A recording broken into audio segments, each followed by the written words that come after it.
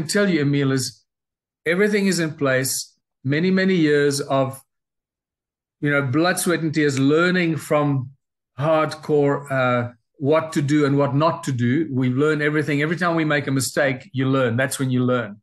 And we're doing it on a daily basis. Still, I've just come off a Zoom call now with a new community in South Africa of 6 small towns that want to join us, and dealing with the problems and dealing with the third world meets the first world problem, which you don't have in Sweden. So we're navigating far more much bigger problems in South Africa and in Brazil and India, and where you have first world and third world conditions living side by side. So to solve these problems is a lot more complex and challenging than to solve a one small town issue in a country like Sweden.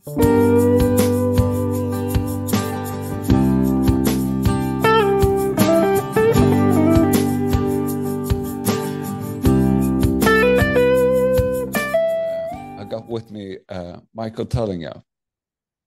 Hello, Emil. Lovely to see you. Lovely to meet you. And thank you for the invitation. Thank you. Thank you, Michael. So today we're going to talk about your movement, who started out as Ubuntu and now is called One Small Town.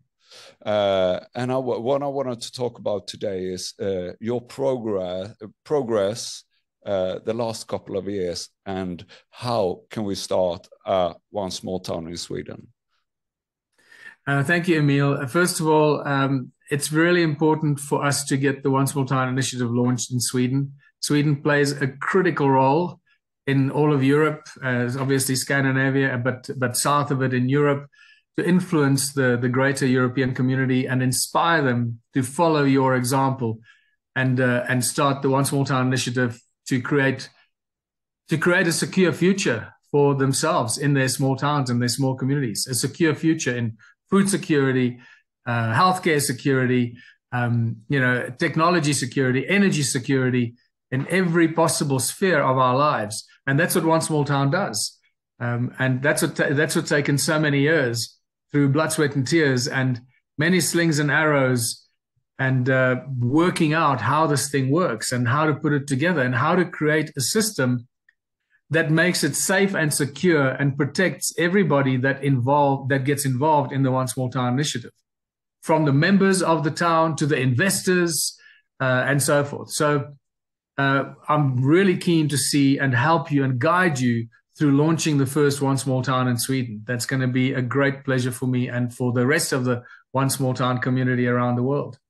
I'm really glad you're taking your time to do this, because I'm with you in that Sweden has a big role in this movement or pushing it forward, because Sweden always been a safe place and always been seen as a democratic country, and so I think we got a good base to stand on, and I think we could be a good role model for the rest of Europe.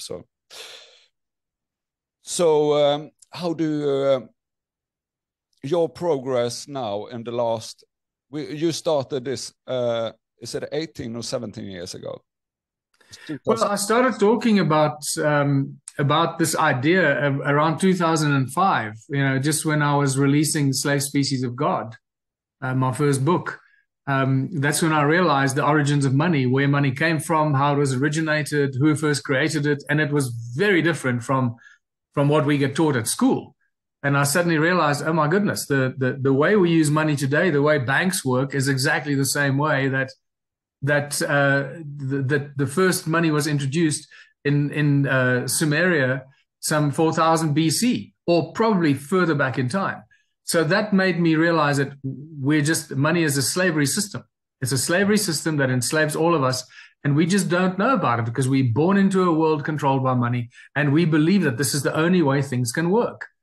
So I started to talk about what would happen if you remove money from the system. And very quickly, I realized that, my goodness, if you remove money from the system, everything works a lot easier. It's just, how do you manage that if there's no money? Because at the moment, we see money that controls everything. But it's also the block and the hurdle to stop progress.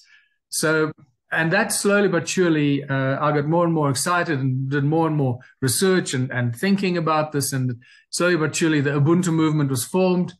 And Ubuntu is a South African word for unity within community, people working together for the greater benefit of everybody in our community. It's an ancient philosophy that lives in Africa. It's still in the hearts of most African people, especially in the rural areas, not in the cities, but in the rural areas. And all ancient civilizations have the same system. They had the same system of Ubuntu, just they gave it different names. In ancient times, communities survived by working together and supporting each other, working together for the greater benefit of the community. And that was destroyed. So that led to the Ubuntu movement, and eventually the One Small Town initiative was born out of that.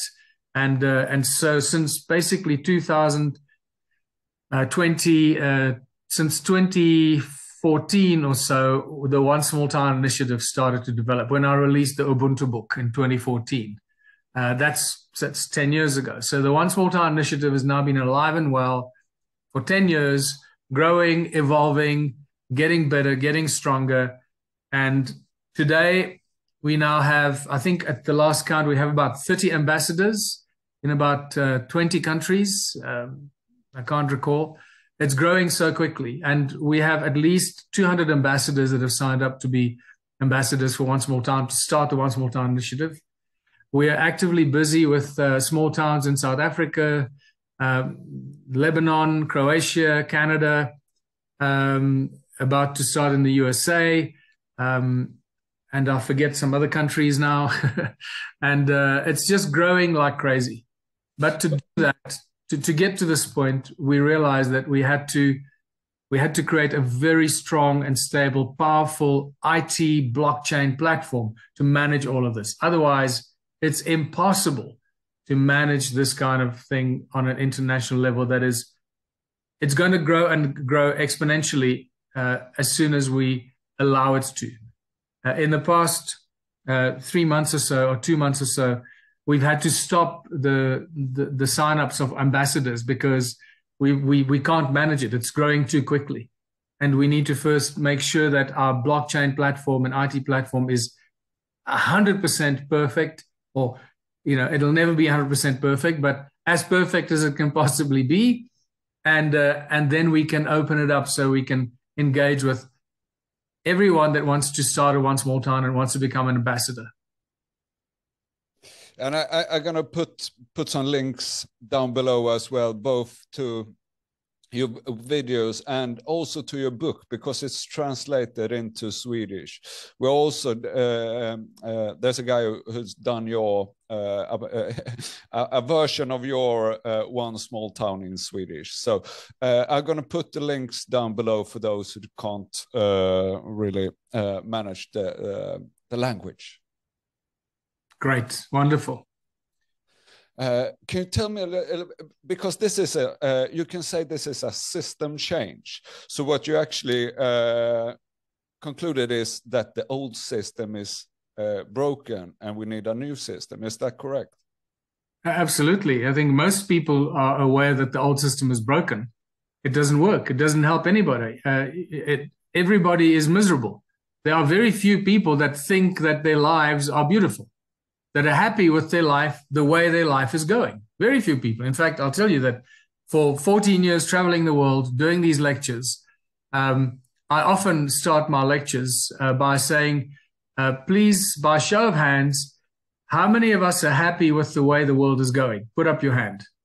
And I can tell you, in 14 years, nobody ever put up their hand. So it's very clear that everybody is unhappy with what's happening in the world. But very few people know what to do about it. And the reason they don't know what to do about it, because they don't have a full comprehension or an understanding what drives the system, who's behind the system, who controls it, who the puppet masters that control our countries and control our presidents and our leaders, and the World Economic Forum and the banks, and who owns the banks, and who has the right to create money. So most people don't understand what money is, where it comes from, and why it rules our world, and why everything is now suddenly controlled by the banks. You can't do anything without a bank approving you today. It's become an absolute economic prison for all of humanity. So people have no idea how to get out of it. And that's why the One Small Town initiative is so critical, because it addresses all these problems, all these things that we need to deal with, and what we need to get out of. But the most important thing that I need to tell you and your viewers is that the One Small Town issue never, ever engages in fighting the system, because you achieve nothing by fighting the system. What we are doing at One Small Town, we are using the existing system. We're using all the tools that they created. And we have a slogan for this. We're using the tools of enslavement as tools of liberation. And we use these tools of enslavement, and it's money, it's the legal system, it's the corporate structure, it's the cooperative structures that we can create, it's the tax rebates, it's the tax-free incentives, it's all the system that was created for us, manufacturing, etc., technology. So we're using the tools of enslavement to create a new system that is eventually, hopefully very soon, going to make this current system obsolete. The more people join the One Small Town initiative, the more One Small Towns we have around the world, very, very quickly could make the existing system obsolete. I must be careful what I say here, because this is a very powerful thought. Just imagine 100,000 towns around the world, all working together, all sharing the same Infinity token with their digital wallets, all trading and sharing with each other, not having to exchange any money, all growing insane amounts of food that's feeding the world, that the 100,000 small towns are the technology hub, the food hub, the health hub, the energy technology hub for the world, which it's going to become. What happens to the leadership of the countries? You see where this is going. It's a very interesting situation. And I can tell you right now, we can get there within 2 years. Within 2 years, we can get there. I know it sounds impossible to someone that's just found out about One Small Town. But yeah. I actually don't think it's impossible at all, because we're standing in a break point in society right now, where we're going to see a lot of changes, and I think we're going to see a lot of changes even this year. So I think it's a key point, a key thing to have these solutions ready when the old system breaks. That's the part where we really need to push it through and yes, and show there is better solutions and other ways to do it. Because I started my journey almost 30 years ago, looking into what other systems is there that we can use. So, and the only system you found in that time was direct democracy, and what they said about direct democracy in that time was we don't have the digital infrastructure to handle it, and that and Ubuntu is, or One Small Town is the only two actually solutions that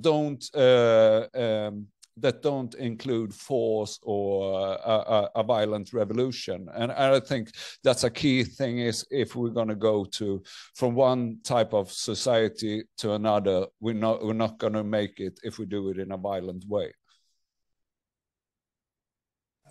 It's really important, again, to remind ourselves that war and conflict has never produced solutions. It creates more division and more opposing factions that want to regain this or get this back or get that land back or get those back for what they did to us. And so this is just, conflict and war is not a solution. It is actually a very clever trick to keep us in perpetual conflict and division. So I would like to go on with how to implement One Small Town in Sweden and talk about specific steps that need to be taken, especially in this one town that you mentioned is possible, that we can launch One Small Town in Sweden. So the first thing we need is we need to find an ambassador, somebody that's going to sign up as an ambassador, tick all the boxes, and that ambassador needs to be a very special person, somebody that is financially independent, somebody that has got time on their hand, somebody that doesn't have a job, that has to get up at 5 o'clock in the morning, go to a job. So that person, the ambassador can't be that kind of person. But it needs to be a humanitarian, a successful individual who has got residual income, or a business that gets money, that they don't have to work, but they are a humanitarian that want to help bring their community into the one small town mindset and initiate it in their town. So that's the kind of ambassador we need. It's very difficult to appoint ambassadors that have a job or that are struggling with paying their bills. You can't do this work because you're still struggling to survive yourself. So you can't help other people. You need to take care of yourself. And we encourage all the people that are in that position to take care of yourself. Make sure that you're taken care of. You will take care of your family and your community by joining the One Small Town Initiative and benefiting from being a member of the One Small Town Initiative. That's going to bring huge benefits to you and your family and your future. It's an interesting phase, this. The thing or the base on this interview is actually to try to kickstart a town in Sweden, and I'm going to do an interview with the people that are going to be involved in that project in Swedish, so we can talk about the whole splitting up with who's going to be an ambassador and who's going to do which parts, because we're going to need a steady base of people who can, as you say, work on this project more or less full time. Otherwise, I don't see it happening as well. So, but we got those people is out there, and I'm of them. So the first thing that happens, we find an ambassador. That ambassador becomes a member of One Small Town, appointed as the ambassador on our platform. So when I say platform, I mean our IT/blockchain platform. On that platform, everything is done. Everything in One Small Town happens on our platform. From appointing the ambassadors, then the ambassadors signing up members in their town to join and become registered members. And everyone that joins the One Small Town Initiative, from the ambassador to every member that signs up, automatically has an account opened under their town. So when we sign an ambassador for a town, so let's call it Town X, that Town X becomes a ring-fenced One Small Town Initiative under the global One Small Town umbrella. And it's taken us quite a while to actually figure out the financial systems, how does this all going to work, the accounting systems and so forth, the project management system. So all of this has been developed on the platform. I would say it's about 95% complete. We're still fine-tuning the final few phases, but most of it is ready. So the ambassador gets appointed.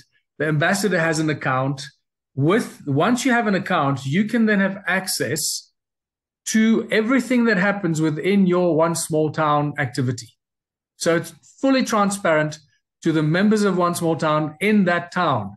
So you can see what businesses are being started, how much money it requires to start that business, who are the investors, what is it going to take to start that business, what kind of special skills are needed, whether it's a brewery or a cement factory or farming, you need special skilled people.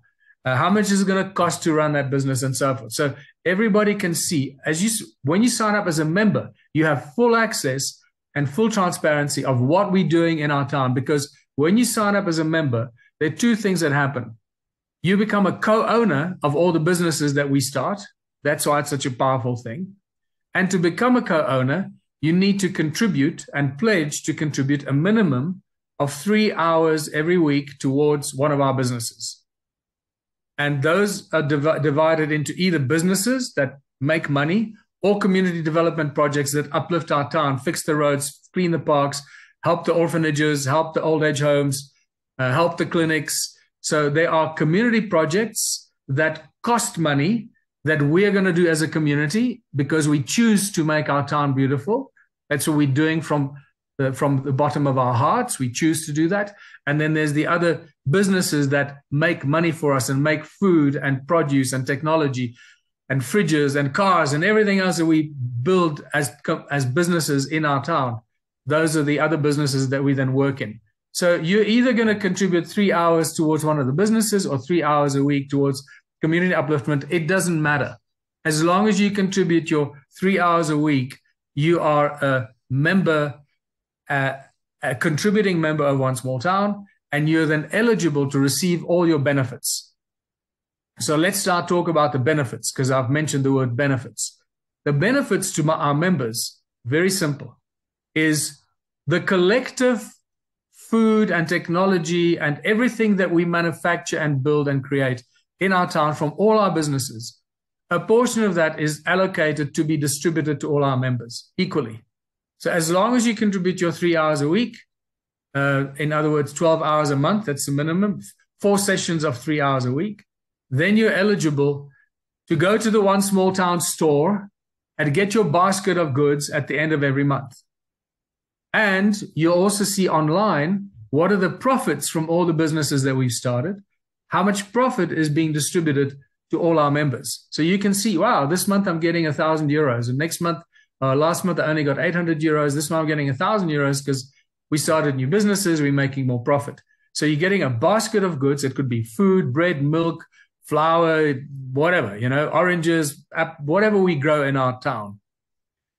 We allocate to ourselves, and the rest we sell, and that brings in the profits.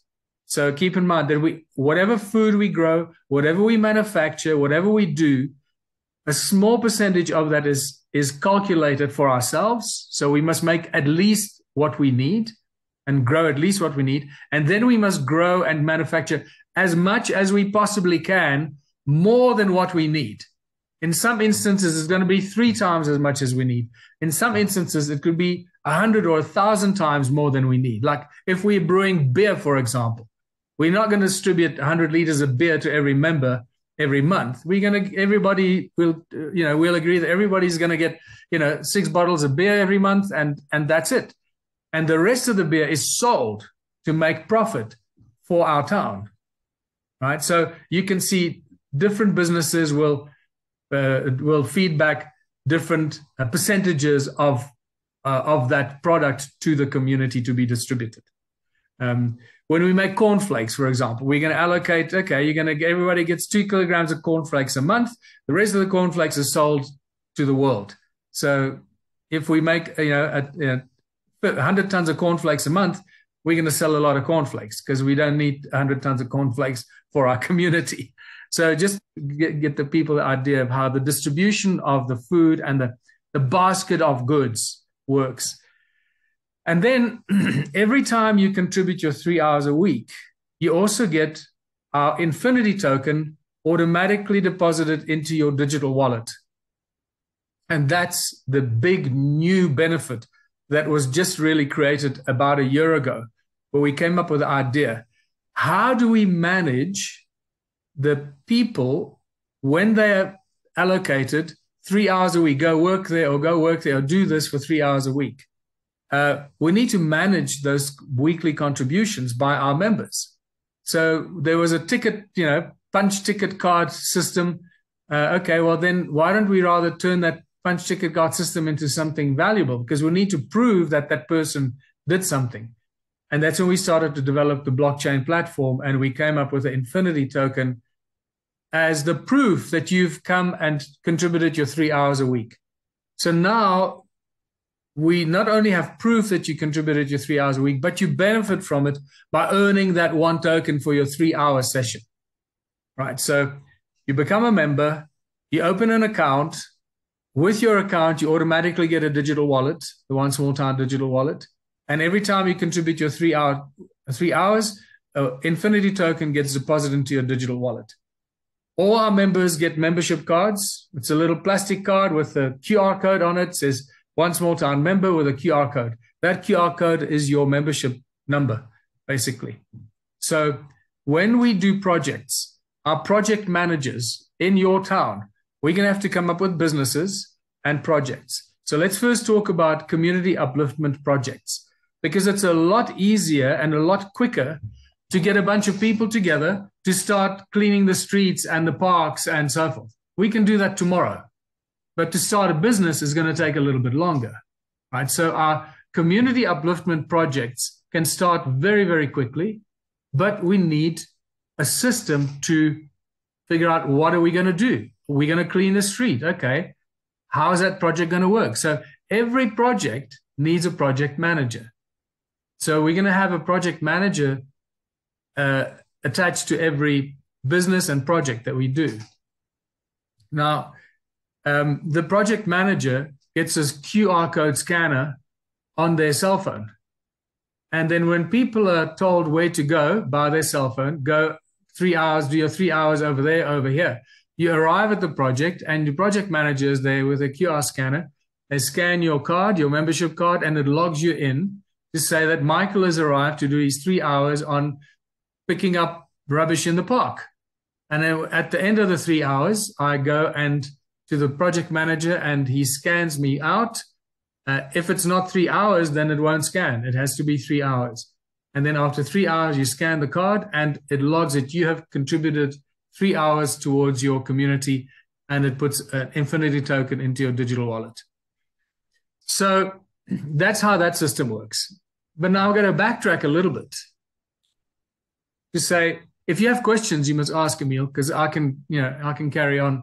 I will put in the questions if I got, and I'm going to have a couple of questions when you're finished. So please continue. Okay. The token or the system.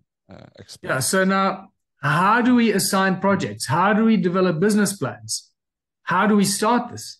How do people know where to go, what to do? And this is what became a huge logistical problem. And this is why I say to people, don't believe that you can do this on your own. It's taken 17 years for us to get to this point with vast blood, sweat, and tears of learning of what not to do. Please use this facility that we've created for towns and communities to do this for themselves. Remember, you're doing this for yourself. You're not doing it for me. We're just providing the system and the platform for you to be able to do it successfully, do it without people stealing anything, without people lying, with complete transparency. That's what the One Small Town system is all about. In essence, it's like a giant global franchise to create abundance and prosperity for small communities, right? So how are the towns going to grow? So if, for example, if we have a town, how are we going to make the next town beside our town? I'm going to get there. So keep that question. It's a very important question. The small town is very important that you have boundaries. Otherwise, anybody can just sign up to be a member. And this is very important. This is why when we appoint an ambassador for a small town, the people that sign up as members in that town must sign up face-to-face. You can't do it online. Otherwise, anyone from New York or Lebanon or Sydney can sign up as a member. And we had that problem in the beginning. That was one of the lessons we learned. People just want to be part of this. And they lie. They make up an address. They say, I live in Kuruman. And they make up an address and they put it in. And suddenly you've got members that don't live in the town.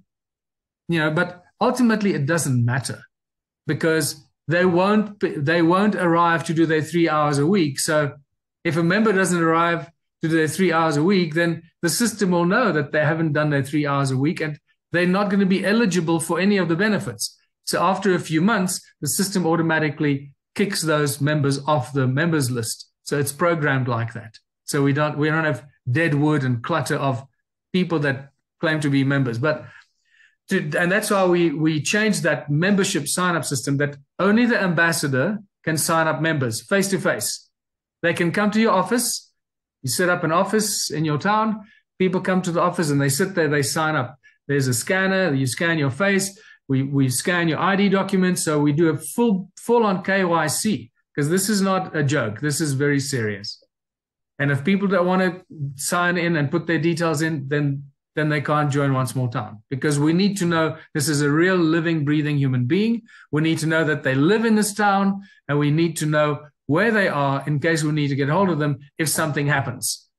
Either happens to them or if they do something that undermines the One Small Town initiative. So these are the control systems that we've built to manage this for the benefit of the community. So we sign up members, but the ambassador can also sign up agents that can go out, and the agents can also then sign up more members. So the ambassador is not the only person that has the capacity to sign up members, because we want to sign up as many members as we can. So the ambassador can call in 10 of their close friends. They sign up as the first members, and then the ambassador appoints them as agents. And the ambassador does this on the platform, on the blockchain. So Michael Tellinger is now an agent for this small town, and I can go out and sign up other members as an agent. So we can get the membership to grow much quicker. The moment the members sign up, that also helps to push up the value of our infinity tokens, because the value of the infinity tokens is based on the number of members we have around the world, the potential of doing the work, and then once they start doing the work, the value goes up even more. So the algorithm that's been loaded on the blockchain is linked to the number of members, the number of ambassadors, and the number of projects and businesses we start, and the number of 3-hour shifts that our members contribute, because that's real sweat equity. Somebody's doing work, and in return, they get a token. So that's why it pushes up the value of the token. The more members we have, the more valuable the token is. And so just so people understand that a little bit right up front. So how do we start this? Sorry, you have a question? I know a lot of the viewers will have a question, and it's about the QR code, and you can actually turn this into some form of communism. So my question is, how are we going to make the people feel secure that this is actually a upgrading system, not a system that's gonna keep us in the same place as we always been, or not always, but the last couple of 1,000 years? Yeah. So the answer to that question is very simple. It's, remember, the businesses belong to the community. The system belongs to the community. The community manages the system.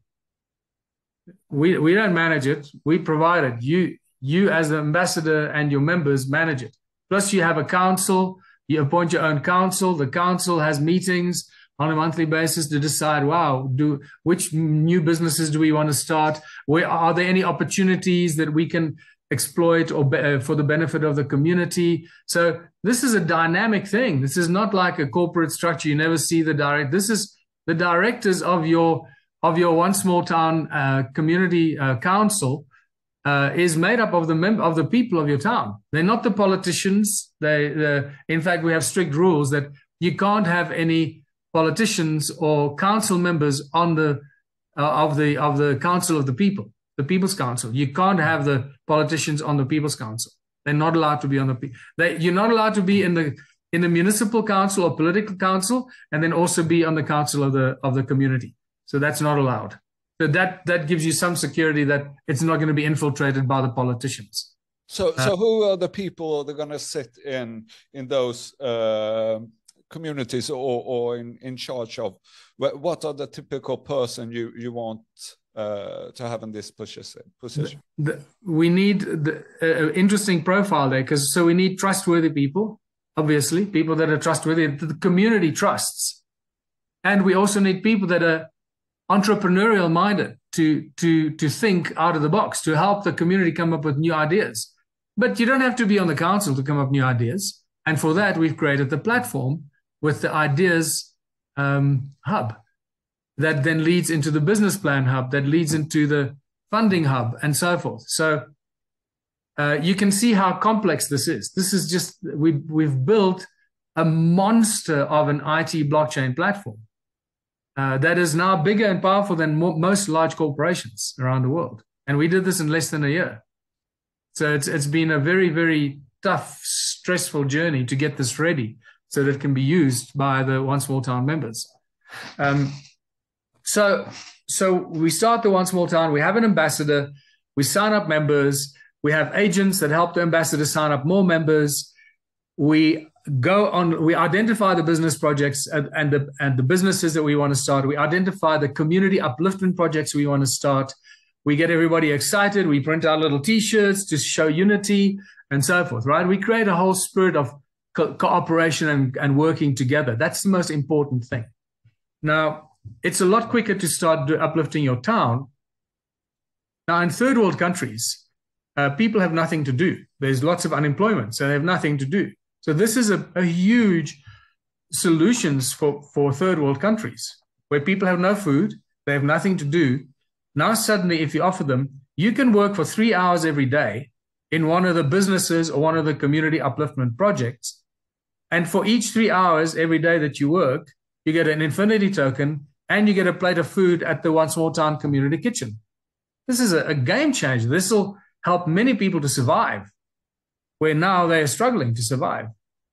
So, in Sweden, that's not going to be the problem. But in Africa and in India and Brazil and other third world countries where you have first world and third world situations. So it's a very interesting challenge, that. So what I recommend to every One Small Town initiative, and it could be the same in Sweden, for different reasons, you set up a community kitchen where at the end of your 3-hour shift, you go and have your plate of food that's provided by our members that cook the food and serve it to our members that have completed a 3-hour shift. So at the end of the day, you go and have your plate of food, you feel good about yourself. In third world countries, that plate of food is going to be a saving grace. In first world countries, that community kitchen will be a meeting place where people come and meet and greet and have a good time. You can have some entertainment there. It could become the One Small Town cafeteria, where it becomes the most exciting place in town. So it's, you know what I mean? So where people share ideas and come up with more ideas and business plans and business. So I believe that that's critical, that every One Small Town starts out with a community kitchen. Where do we get the food? We get the food from the supermarkets. They throw away a lot of food. Food is about to expire, they throw it away. There are companies in South Africa that collect that food and distribute it to orphanages and so forth. So there are farmers that have extra food that don't know what to do with the extra food. We can get that from the farmers. If they know it's going to a community projects, they will contribute it. If they think you're going to sell it to make money, they're not going to give it to you. But if you tell the farmers we need food to feed our people in our community kitchen for fixing our town, then the farmers will contribute that food. And we have the supermarkets that throw away the food. So we set up a task team of people to go and gather the food to make sure we have enough food for our community kitchen and then start that whole process. And I believe that's a very exciting environment for people to have fun in. We have a morning session and an afternoon session. Eventually it evolved into that, and then at the end of each session, we have the cafeteria that provides the food for the people that have worked in the 3-hour sessions. So now how do we start the businesses and the projects? And this is where any member of a One Small Town in your community, remember, any member can log on and have access to all the tools of the blockchain platform that have been created, and we constantly upgrading it and creating more. So they have an idea for a business. We call it the ideation site, ideation page. So you click on the ideation page and you put in your idea. It asks you a bunch of questions. You put in your idea for a business or for a community project. And you fill in the forms, and then it tells you at the end of it, this is a bad idea or this is a fantastic idea. And it's a bad idea for the following reasons. Go back and get this, this, and that, and come back again, and then it'll be a good idea because you're missing a few things.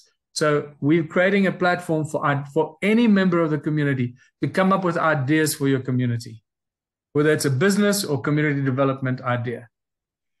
Then it goes to the next level, and that's the first level of business plan. So, okay, we're going to take this idea, we're going to turn it into a business. So it asks you a bunch of questions about the first level of a business plan. And based on what you fill in, it'll tell you this business plan is not a good business plan. You need the following, you're missing the following things. Or it says, this is a great idea. And obviously we've created parameters that checks on the answers that you give. So all of that stuff has been worked on very extensively, and it's just going to get stronger and better all the time. We're going to keep upgrading this, obviously. And eventually, once it tells you that your business idea is fantastic, then you go and fill in a full business plan. And that is a very powerful tool. At the end of that, we have a business plan for anything, whether it's a cement factory or a water bottling plant or a health clinic or any business idea that you have. And that business plan is very important, because that now becomes the one small town global community property that we can then implement in any small town around the world, right? And if it's a very unique business or a very unique idea that requires special, unique skills, there's also built into a royalty for the idea. So if you're somebody with an idea that's going to be used, a royalty will be set aside for that business, so that you don't feel like we're stealing people don't feel that we're stealing their ideas. It's going to benefit their community and the entire global community, and they're going to get a royalty from whatever that idea is. But I don't want to confuse this with technology, for example. We're working very differently with inventors in technology, and we talk about all technologies all technologies. And those inventors, we have very special agreements that we're going to be implementing in the one small town communities. So that's a whole separate part, which is very, very secretive at this stage, because people get killed for that information. So now we have a bunch of business plans, and the whole idea is to fund the businesses. So there are three types of businesses definitions of businesses. There's what we call the grassroots business. And a grassroots business is a business that is obvious, that we as the community can start without any funding. We don't need funding because we have enough money to fund it ourselves. And that could be, growing seedlings for medicinal plants. That doesn't cost us any money. We put the project together, and we still have to write the business plan, but it does not require any funding. So it's a good idea and a good business plan because it doesn't require any funding, but it has infinite potential for growth. It could be brick making. In Kuruman, for example, we have sand and we have lime and we have salt. We can make bricks. We can make an infinite number of bricks, very good quality bricks, and we need very little money, probably no money to do it. Maybe some donkeys with carts to bring the lime and bring the sand. People make a plan. They'll get donkeys to bring the sand and bring the lime and mix it and so forth. So we can start a brick factory with very little money. So I'm giving you ideas. These are what I call the grassroots businesses. Then you have the small businesses that require, a few $1,000 or $100,000 or so forth, or $1 million. And those are the small businesses. And then the big businesses, anything from, $10 million and up. And all these business plans can be then put on our One Small Town website for that town and say, these are the businesses we're starting, and open it up to investors to invest into that community. And this is very attractive. Why is this attractive for investors? It's because when an investor invests into a community imagine a town of 6,000 people, and you have, 4,000 members or 3,000 members, the children are not included, but you have 3,000 members in your town, and an investor invests into a bakery, or let's say something else that's not going to compete against other businesses. Let's say a cement factory. We're going to start a cement factory. That means that now that investor has the entire community as their partner. You're going into a partnership with an entire community, not with one individual. That community has a vested interest in your business because it's their business. You as the investor can only ever own 30% of that. 60% of it is owned by the community. That is the standard model. Okay, it's really important for people to understand it. In any One Small Town initiative, 60% of all our businesses is always owned, a minimum of 60% is owned by us, the people, the community. And right up front, I said, we're bringing the power back to the people in the communities. And that's how we do it. At any business we start, the majority share is always owned by the community. The members of One Small Town, they own those businesses collectively. Investors are invited to invest, but they can only ever own 30% of the business. 10% is retained for management, for royalties, for rentals, for the local One Small Town office in that town. And then 3% gets pushed up to the One Small Town international office. So the One Small Town international office has funding to carry on operating, because the One Small Town international office has no means of funding. It is the central management office. So it gets funded from all the small towns around the world. That's it. what will probably happen is if and when there's enough funding coming through the One Small Town central office, then that office will then start to reinvest anything other than the cost of running the office, reinvest into small towns and businesses. So it becomes a self-feedback loop mechanism, which is beautiful. Once we get to that stage, then we know we're really conquering the world. It's much more superior system than the system we have today, mostly because what we're talking about is uniting people instead of dividing. And that's if I can understand everything right, that's the whole base of everything. And for the system to work, it needs to be transparent, and it needs to be managed by the people, not by a government or some high authority. So what we're actually doing is you have the pyramid, and what you do is actually turn it around. So. It's an upside down pyramid where the people have the control. And let me tell you how important this is. For example, if we have a business plan and we need $100 million to start, a pharmaceutical company for ourselves, which will include all the health and wellness stuff that we know is really good. So we want to start the right kind of pharmaceutical company, and we pitch it to some rich philanthropist. And Bill Gates approaches our town, says, I want to invest. I'll invest $100 million into your pharmaceutical company. We'll say, no, thank you very much. We choose who we're going to use as an investor. Can you see? Suddenly the community has the power. No investor can come in and say, oh, I'm going to put up this and then use you as slaves to work in my factories. Those days are over. It's finished.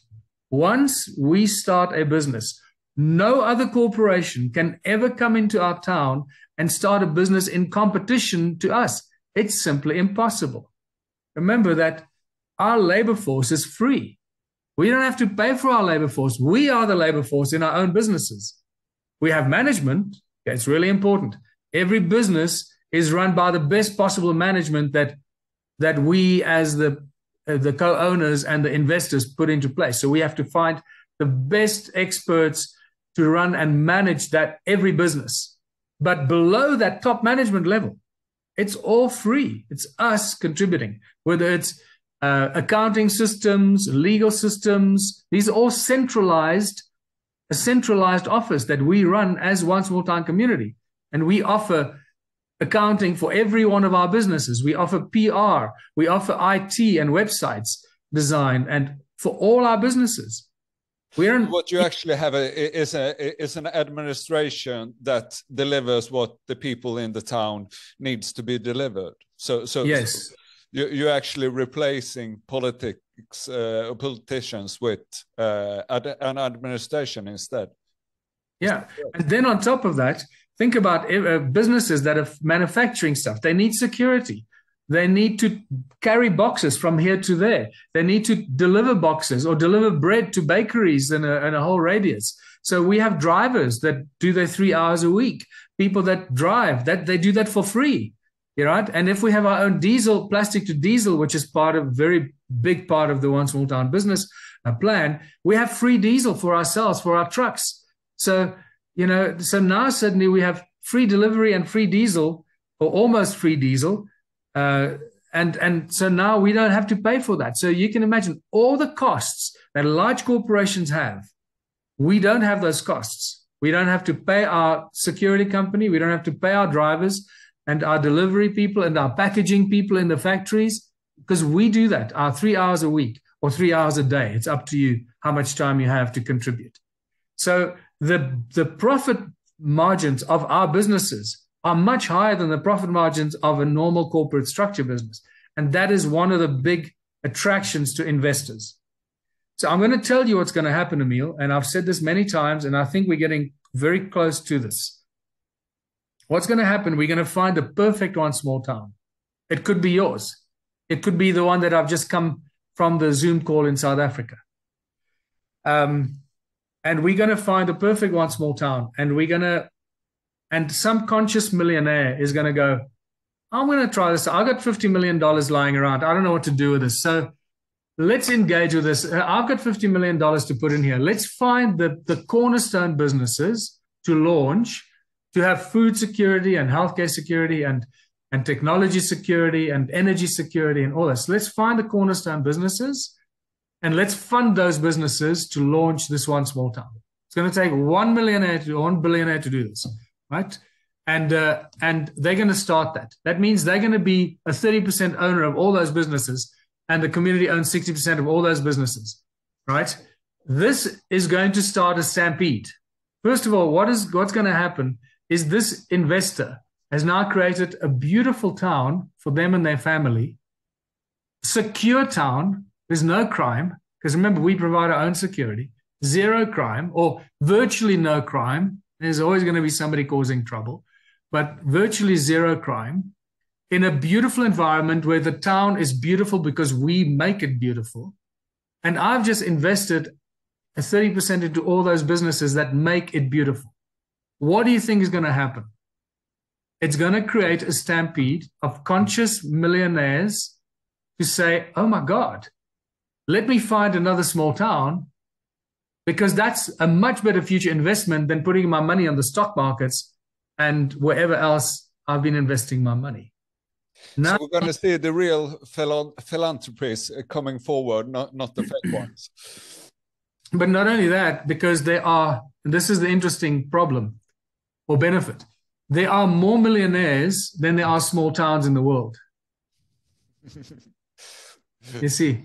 So I think it's going to be a stampede, and the guys with money are going to go, wow, let me find the small town and do this. This is a great idea.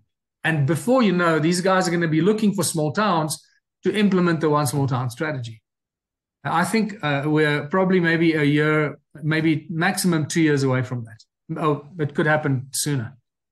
Yeah, it's all depends on what progress we do in the world and what's going to happen in the actually next couple of months. So I think we're going to have a kickstart in these things, just because the old system is failing us too much at this point. And I don't know if you have an insight in what's happening in Sweden, but we have been a peaceful country for almost 200 years, and now the politician is saying that we're going to join NATO, and actually saying that this is a too big question for the people to answer.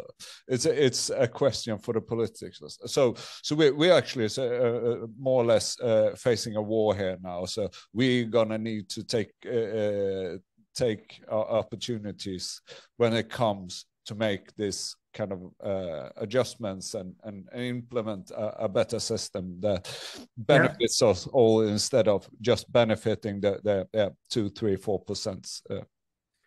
So now you asked your question earlier, how does the one small town grow? How does it grow? Well, think about it. First of all, not everybody is going to come and live in this small town. One of the questions is, people are going to want to come and live in this small town and everybody wants to be there. No, people want to live where they want to live. They don't want to have to relocate. They want to live in a town of their choice. So they'll want to do this in their town. So they'll then come together and say, let's do what they did over there. It's very simple. Look what they did. We can replicate it in our town. So they can do the same. And then once you have the businesses going, the community projects, making your town beautiful, going all the time, we're making a lot of profits from all our businesses. We're exporting a lot of stuff, but we're also making laptops and fridges and nail clippers and everything you can imagine. We're making all the stuff ourselves where possible. We have all the food that we can grow for ourselves. And what we don't have, we can then get from other small towns, and there's a whole exchange that I can talk about later. But that's a problem for a little bit further into the future. Not a problem. It's a beautiful solution for things that we can't grow ourselves or can't build ourselves. So now we have all this stuff and money coming in, then we can constantly decide, well, let's start this business, or let's create the Swedish national ice hockey championships, and we build an ice hockey stadium, and we say we're going to run the I'm using crazy examples. So you as a community can decide what you're going to do, or you can decide we want this town to become the center for horse racing, and say, okay, cool, and then you work towards that. That because now you got the funding, you got the money, you can reinvest the money whichever way you want. And you can see it as, if you say, as a two-part rocket. You have one transition phase, and you have another phase when we're fully developed or fully integrated in this. The new system is fully integrated. Yeah. And then finally, I just need to take a break quickly. I just need to go to the loo for a minute. Just give me a break for a minute. Please do, and I just pause.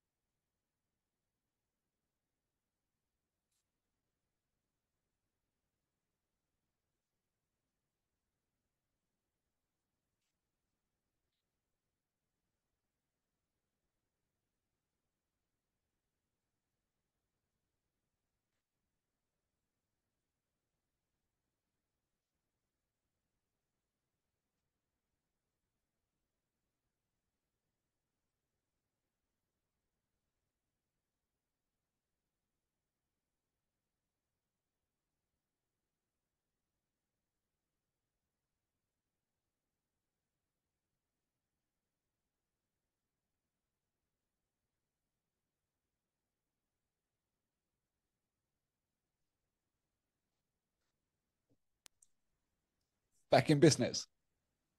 Okay, so I wanted to bring up the infinity tokens and other future tokens that we plan to release, and the subtle difference between them. So first of all, the infinity token is not a cryptocurrency in how people perceive cryptocurrencies. It is a private club, if you want to call it, because the One Small Town Initiative is a private club. It belongs to its members. So this is not a publicly traded cryptocurrency or token. It belongs to our One Small Town community, and it can only ever be bought or sold on the One Small Town trading platform, on our website and on our OST platform. And that is pretty much ready to be launched. It's taken a lot of time and effort, as you can imagine, alongside with our NFTs for the art galleries and the artwork. We can talk about that as well. And the infinity token is going to continue being created all the time. The more One Small Towns we have, the more members we have. Every time they work, they get an infinity token in their digital wallet. That's it. We have issued, to start off with, as a funding mechanism, 22 million infinity tokens to sell to the public to raise funds to fund the One Small Town office. That's it. After those 22 million tokens have been sold, there won't be any more tokens sold. The only way that people around the world can then buy tokens is to buy them from somebody who has earned the tokens by working in a One Small Town. Okay, so it is an asset-based community token. It's got real value because it's backed by real human sweat equity. So the value is going to keep going up and up and up and up. The more people, there's an algorithm that we created, that our programmers created, and the algorithm calculates the value of the token on a minute by minute, day by day basis, based on how many members we have, how many ambassadors we have, how many hours our members contribute to their projects and their towns, and how many special skills individuals we have that are performing other special skill tasks that are often very expensive. So that's all part of the algorithm, and that calculates the value of the token. It's not me. I don't sit here and say, oh, let's make the token so much.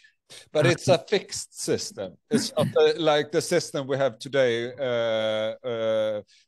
who's limitless. You need to some paper and a printer and yeah. And the thing is that so you can never lose your token, first of all. So you can't lose your token. If you lose your digital wallet, which is on your phone, that means doesn't mean you've lost your tokens. They're still in your account, right? So yeah. Unlike with cryptocurrencies, if you lose your flash drive, if that's where your wallet is, that's it. Your crypto is gone, and somebody has become very rich.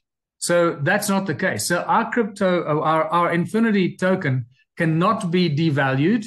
It cannot not be crashed by reckless traders. It cannot be attacked from outside because it's part of our community. It's a closed system. So it is a very, very stable community token that retains its value or keeps growing in value. So, you know, we put the value of the Infinity token at $40 because that's the average earnings for somebody that works for 3 hours. So you'll get, on average, you'll get $40 if you work for 3 hours. So that's what we launched the base price on, but we started it at $1. So it's slowly but surely working its way up to the true value, which is $40. So at the moment, it's totally undervalued, right? And it's so you can recommend it as an investment for the Swedish people. Yeah, absolutely. So, and I'm going to put the links down below with every information and how you can manage your access. And just also to finish on the Infinity tokens and then move on to the other tokens. The Infinity token is literally, it sits in your digital wallet as a member, and you can send those tokens to anyone, anywhere in the world, as long as they've got another digital wallet, which means they're a member of One Small Town. If you're a member of One Small Town on the blockchain, you have a digital wallet in your phone or in your laptop, in your account. So if I want to send you Infinity tokens or any other tokens in the future, I can just send it to you instantly. If I know your digital wallet address, I can send it to you and you'll get it. But because each token has a specific unique code and a number attached to it, it's actually an NFT. It's not just some digital cryptocurrency token. So you can't lose it. So if something goes wrong in the transaction, we can always find it and fix it. Like, you know, if we pay the wrong person, then we can say, sorry, oops, we paid the wrong person. We can reverse it. Do you understand? So this is a community-owned system, and people can't steal your tokens because, you know, we can see who stole your tokens. So if somebody somehow hacks into your wallet and removes, you know, X amount of tokens from you, we can follow where those NFTs have gone and say, okay, well, how come you're sitting with this guy's tokens? They're not supposed to be in your wallet. Why did you steal these tokens? So anyway, so we're making it as safe as possible without encroaching on people's privacy. But you can send your tokens for free to anyone. So what we expect is going to happen is you can sell me your house. I can send you 100,000 tokens if they're worth $40 each, right? Or more. And you can sell me your house, but I'm going to send you tokens. So it happens outside of the financial system. All you do is you transfer your property into my name. So the only thing there'll be is a transfer fee. You're not selling me your house. You are giving me your house. But I've given you so many tokens, and now I have the papers as an owner for your house, the title deeds for your house. So all kinds of things are going to happen. People at the bread line are going to say, look, I need a bag of corn flour. How many tokens do you want for your bag of corn flour? And say, give me 2 tokens. Okay, give you 2 tokens and you give me your bag of corn flour. That's it. It can be from that basic kind of exchange. It's not bartering and trading. It's really an exchange. And this will probably start happening in various ways that we can't predict. But you as the member, and that happens free. The exchange of tokens happens for free. Where we're going to charge a small fee is on the One Small Town trading platform, where it's like an eBay, willing seller, willing buyer. It's not a cryptocurrency trading platform where you put you sell your tokens and you expect your money immediately. No, we have you want to sell some tokens, you put them on the platform, you say, this is how much I want, and somebody who wants to buy them will buy them from you. Now, keep in mind, there's a minimum that we allow our members to sell them, so they can't crash the system, right? Okay. There's a maximum number of tokens that we allow in the beginning now, and we allow people to buy every month. So you can't buy up all the tokens and suddenly destroy the system. So we've put in all the protection mechanisms so that it serves the community, it serves the people, and not the wealthy that want to exploit the system. Can you say these things we're talking about now is almost the same as we were talking about before, using the tools of enslavement to free ourselves? So yes, loads of people is afraid of all the things, those QR codes and digital wallets, and because the knowledge isn't there, you can only see the dark parts of it. But we need to use those tools to actually free ourselves and make it a tool, not a shackle. Yeah. So that's what the Infinity token is all about. And at some stage there are going to be no Infinity tokens available to buy anywhere unless you've earned them, you're contributing towards One Small Town. So I think at that stage, those who are not contributing but want to buy the tokens, that's when the value of those tokens is probably going to go up quite a lot, because people are going to want to buy them, but they're not available. Only if you as a member wants to sell them. So that's going to be a very interesting time. So once we've sold 22 million tokens, after that, no more available unless you choose to sell your token. And you work to earn your token. That's it. Right? So very important. That's why it's very powerful, very, very powerful. And in essence, it is an alternative for the current socioeconomic or the financial system. It is an instant replacement tool. So if our financial systems should crash tomorrow, we already have the tool to replace it. I mean, think about it. We could decide to say, log on, open your OST bank account, your OST membership account, get your digital wallet, and we'll put 1 million tokens in there. And this way we could save the world, actually give people something to trade with. If everything shuts down and closes down, there are no banks, we could step in instantly and create an alternative solution. And everyone can participate for free instantly. You see where I'm going with this? I'm not saying we're going to do this. In fact, this is the worst thing that we could ever do. But if the banks collapse tomorrow and all the central banks shut down, we could step in and create an instant solution. Yeah, we're gonna need the bridges. Those are going to be very important in the whole system change to have those small, because we're not going to be able to transform 200 years or 2,000 years of history and things to do. How we've been doing stuff overnight. We need to find the bridges. Yeah. So that's the Infinity token, just a very exciting evolution of the One Small Town initiative, which we didn't expect even a year ago. This idea was starting to be born. So we've come a long way in 12 months. And now I want to talk about the other token. So we're about to launch a new token, which is the seed bank token, which is very important because we are now working with this technology to treat seeds in a specific way that creates a very stable DNA. It strips all the genetic GMO crap from the seeds. We're talking about the most important ones like corn and wheat and etc. And then all the seeds from all the fruit and vegetables, all of it. It creates stable seeds, stable DNA. And then so we take them through the process. It's all sound frequencies and electromagnetic treatment or magnetic field treatment, and the results are just unbelievable. And we create a stable DNA, a hybrid seed, or a stable seed for the One Small Town community. And then those seeds are going to be, first of all, we're going to have to code them. We're going to have to put markers in them to claim them as One Small Town property.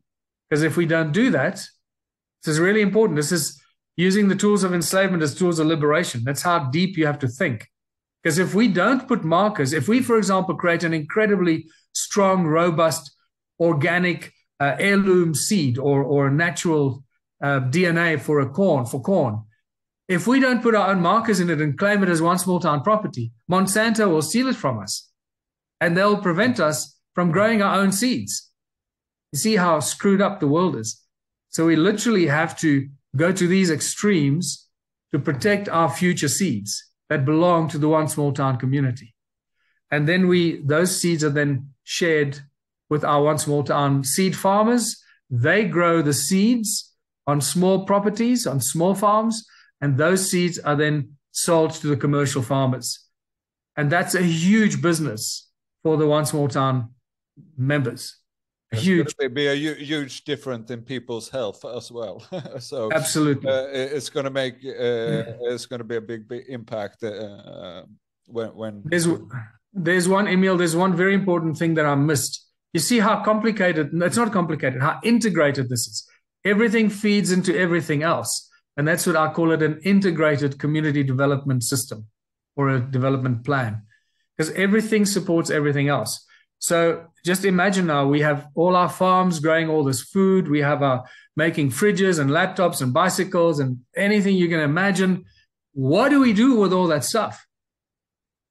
It has to go somewhere, right? Hopefully. So this is where we create the One Small Town Superstore.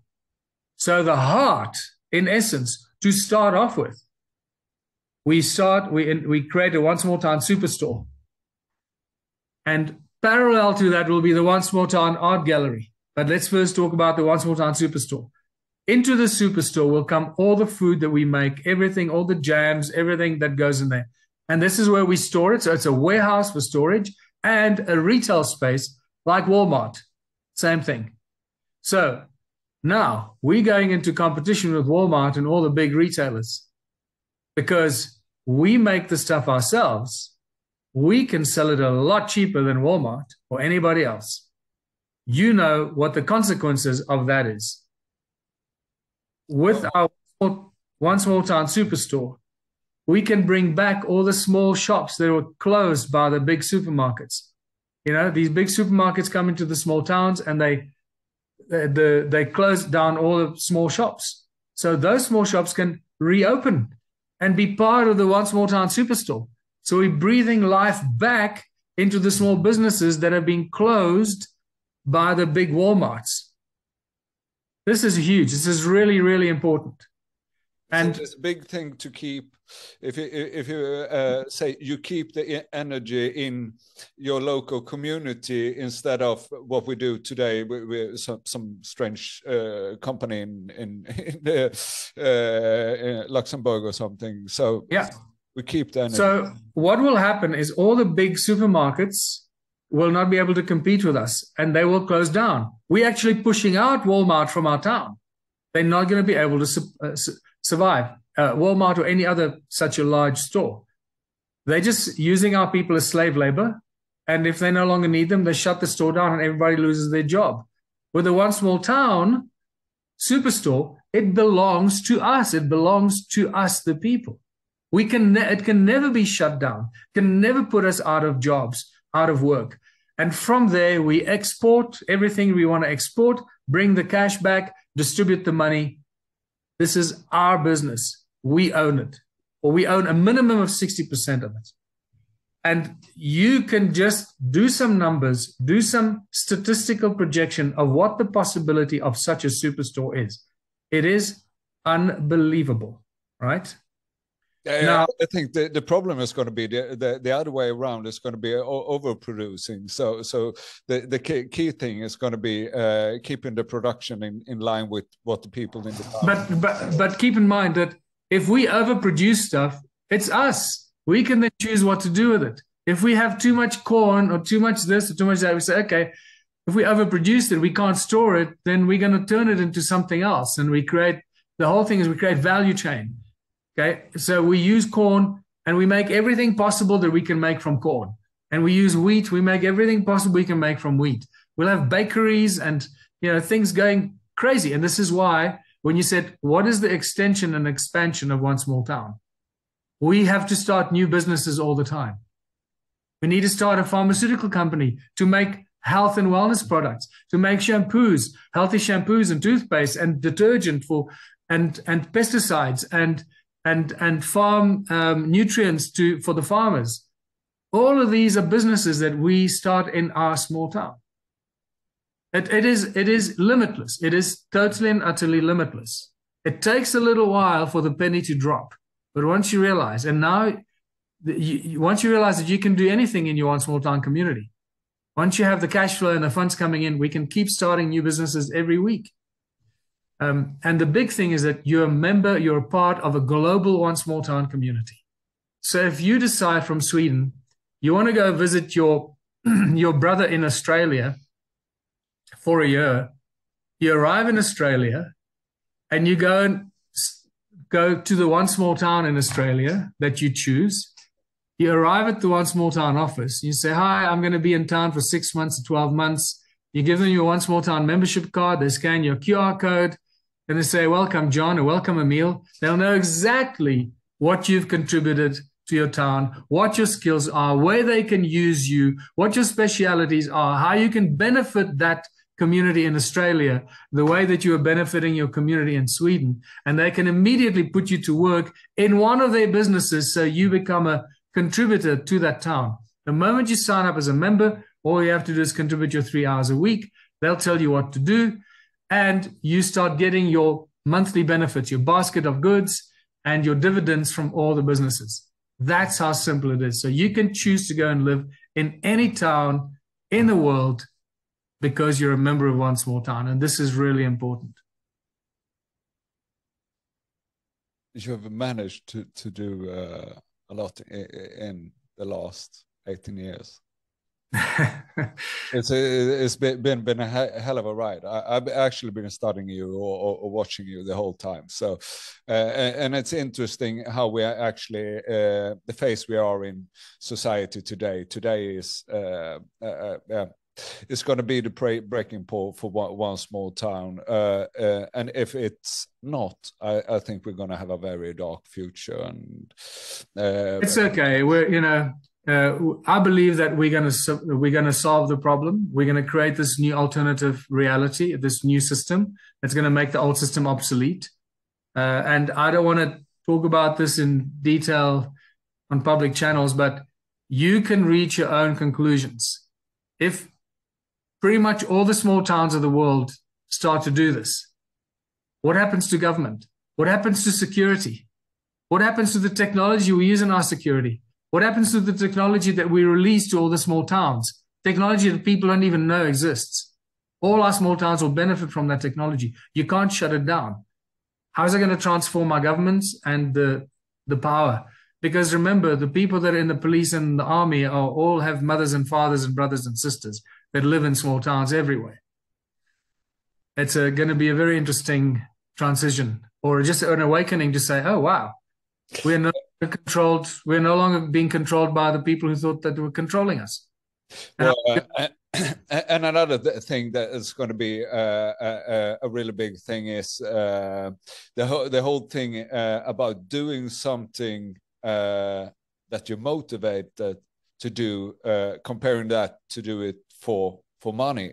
So when we just get over these hurdles and people actually invest there, for example, if you take your 40 hours a week and you contribute your 3 hours on those projects and you have your other 37 hours, you're not going to be laying on the sofa because you're going to be productive.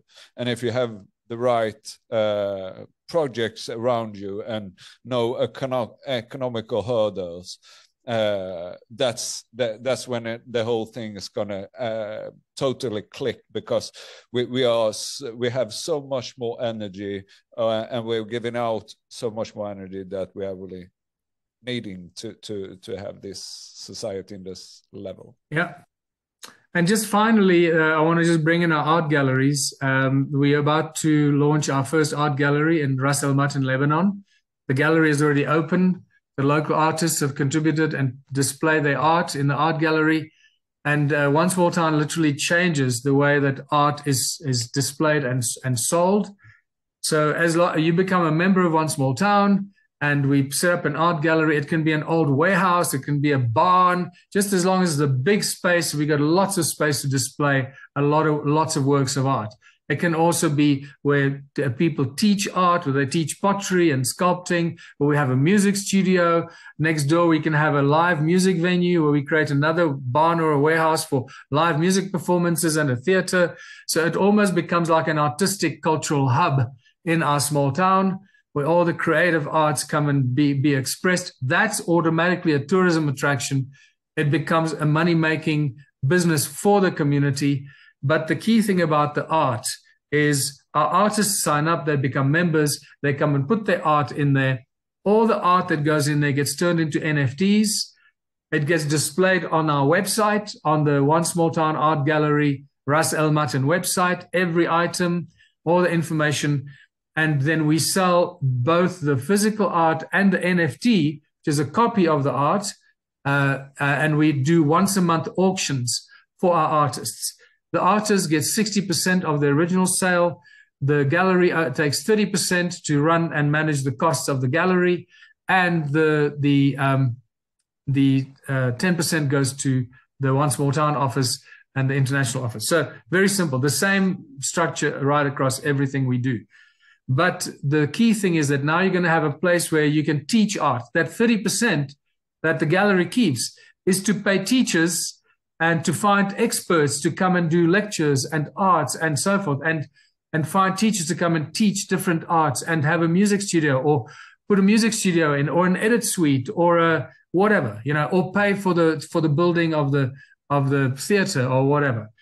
And then the NFTs, the artworks is the NFTs, and the artists, every time the work of art is then sold after this, or the NFT is sold, the artist still receives a 10% royalty from every future sale. So in essence, the artists will become like authors or musicians that receive royalties from the sale of their music or the sale of their books. Until now, you make a painting, you sell it for $1,000. 10 years later, somebody sells it for $1 million, and suddenly it becomes worth $20 million, and you as the artist got nothing from it. So we're changing that. So the artists benefit from their brilliant work forever.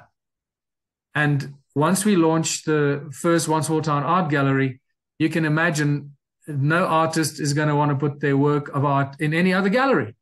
So, and it works with the same with music and everything, I guess. Exactly.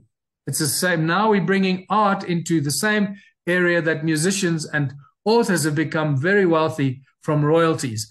Now the artists can become, at least survive, most of them survive from the ongoing royalties. And the art remains on the website and is constantly available for new offers, for people to make an offer. They can see what it was sold for, what it was last sold 6 months ago for $10,000. Wow, I love this one. I'll make a bid for $20,000. I love that work of art.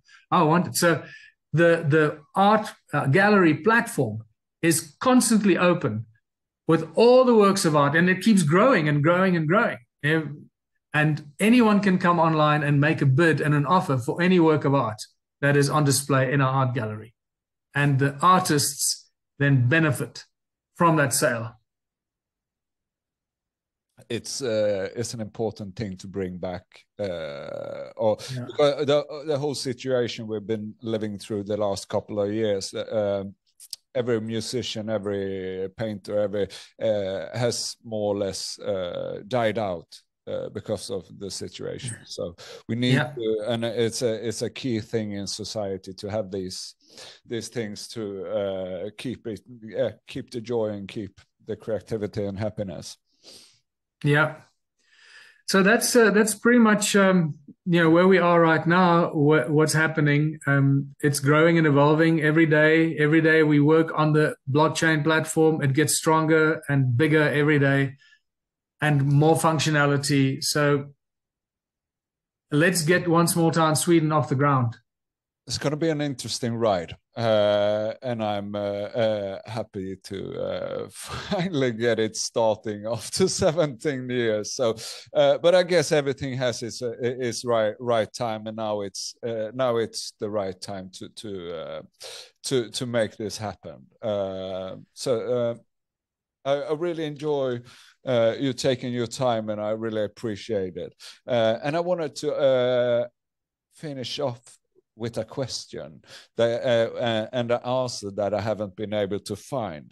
I know you in some videos are talking about the basic rules of a society, that we don't need a law book that have 14. If we have 14,000 laws in Sweden and we can't even understand it. And I know you've been talking about 5 things or similar to 5 things that we could actually manage to have a society working around. Well, everything basically comes back to the fundamental laws of nature and common law. Common laws, don't steal, do no harm, and treat others as you like to be treated by them. Those 3 fundamental principles. And if we just adhere to those from a conscious perspective, then we don't need all these other laws. Remember, all the laws that we have in our world today those are mostly laws associated with the capitalist and commercial structure. It's to do with commercial enterprise, corporations, the laws of corporations, the rights of corporations, the rights of humans and human beings and subjects and citizens and all that. So the laws we have and the way the courtrooms work is not to benefit humanity and to deal with life and society and how to solve our little problems in communities. That's not. To be totally honest, it's misspelling to say it's a law. Law is if it is Newton or Ohm or those things that are equal for all human beings, no matter where you are on this planet. Those are the things that are laws. These things are rules. Regulations made by people that have some sort of a vested interest to protect their interests some way. Yeah. But this is all going to unfold and evolve on its own. Keep in mind that in a One Small Town society, when it functions properly and people feel absolutely free to follow any kind of career or follow their life's passions and become a sculptor or a painter or a rocket scientist or anything, because you're supported by a community and you can do that. And if it's a thing that the community likes, the community will fund it. They'll say, wow, we'd love to create a racetrack in our town. Let's build a racetrack. And that becomes your thing. I'm using crazy examples here now. But so the moment you feel free and you have freedom in your community, you can live where you want to. You can have your house designed the way you want to and have it built for yourself for free. Eventually, all these things will happen for free because we'll have the architects, the designers, the building materials, the builders, because their job is to build houses for our community, right? That's their 3 hours a week contribution or more. Or it'll be a company that we start of builders that offer their services to everybody else, but at the same time builds houses for ourselves for free with the building materials that we grow and that we create for free for ourselves. So once you live in this kind of society, you're not thinking of survival. You're not worried that someone's going to screw you over. That's not going to be happening. So you're going to be thinking about how to make the world a better place and find solutions for all the problems that we still face, the remaining problems that we face. It changes everything. It changes how we think, changes where we live, what we do, who we get married to, how we socialize, how our entertainment works, how the transport, what kind of technology we use. It changes everything. It's going to be an interesting thing to actually to experience or see this happening, because it's an you're not going to be able to stop this idea. There's no way. The only way you can stop this idea is by getting coming up with a better idea. And I don't know. I've been looking for let's say 25 years now, and I still haven't found a better solution. So yeah, we're gonna see this change in the world sooner or later, and yeah, let's hope sooner, so we can transform ourselves out of this slavery system and into a free world. Because if we're going to grow as people, we can't be locked in cage. We need to be free. That's the fundamental in everything, in love, and all the parts in life is meant to be based on freedom. So, Emil, what I just want to say, if you want to kickstart this in Sweden, please talk to me. We can talk on WhatsApp. It's quicker, easier, and we can launch this. We're going to need to find out who's going to be the ambassador for Sweden. Appoint that ambassador. There's a certain responsibility attached to it, obviously, and it's a serious thing now, because we're getting into a very serious stage of launching One Small Town. Then we need to find the people in the town that are going to stand up and say, right, I'll be the ambassador for this town. The people that support the ambassador, the project managers, the people that'll drive it, and we can launch this very quickly. We can launch this in a matter of days. So let me know how you want to take this forward. I will keep in contact with you, Michael. So the next step is to set the people who's going to be involved in the project and have full consent, and with those people that they're ready to put in the time and the effort that's going to be needed to make it work. But as you said, I think we got a good base to stand on in Sweden. So yeah.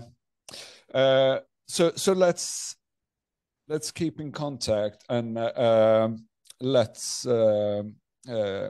I will start off by appointing or taking the whole someone to be an ambassador, and the people underneath who's going to help him or her. And when I'm finished, and when I feel that we need to get in phase 2 or in real life, and we're going to be able to work fully in it, I will contact you again, because I guess there's going to be a couple of questions that we need to talk around how to. Yeah, they always are. Especially when people come on board, we need to show them and teach them everything that's going on. But also keep in mind that we have regular meetings once a week, a Zoom call with all our ambassadors to keep them updated. So once you become an ambassador, once you are an ambassador either of the country or a town, then you join the ambassadors' Zoom calls, and they ask questions, especially of the technology, the platform, the blockchains, all that. So they're constantly updated and up to speed of how to carry on implementing and more effectively the One Small Town in their communities.